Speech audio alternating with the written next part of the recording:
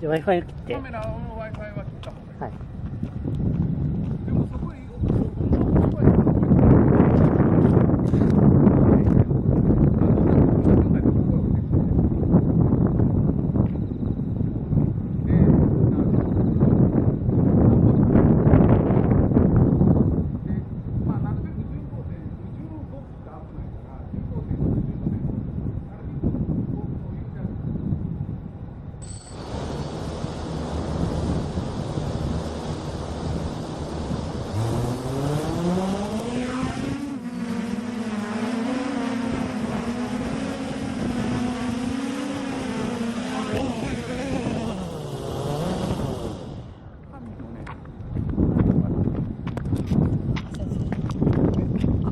それはあれかな。あ、これが外れる。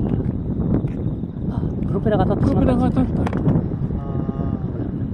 まあこれはもうちょっと充電ができへんっていう格好になるんかな。こうなると、まあまあこれはこれでこうやっとかなんかね。僕も考えつかなかったそこまで。これがね結構迫ってるからね。これでいやバッテリー動くと思う。もう充電できへんから。バランス充電がね、ちょっとまたそこ。結構ギリギリですね、これ。結構ギリギリ。動かなくて大丈夫かな。まあまあ、ちょっともうちょっと。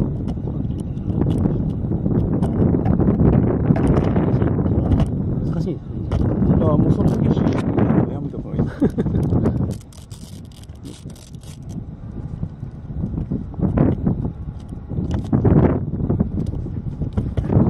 ちょっと気になったのは、こちらが箱に挟まったやつがあるんですよね。これか。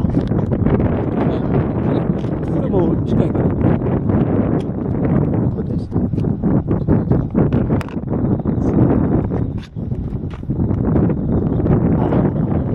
だからそのカメラつけて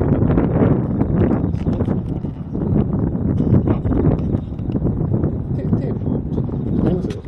止めた方がいい。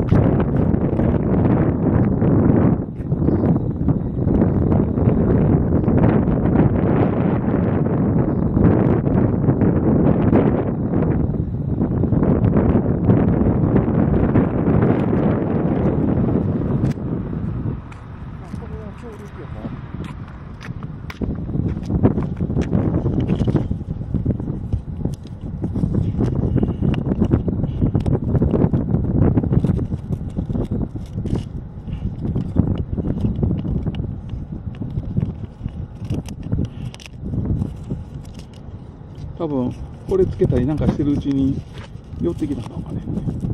まあ、これやったら大丈夫ですよ。やっぱ受信機も流れてきちゃって。あで、あ、まあ受信機はね、まあなぜ安全運転、少々ぐらいだと思います。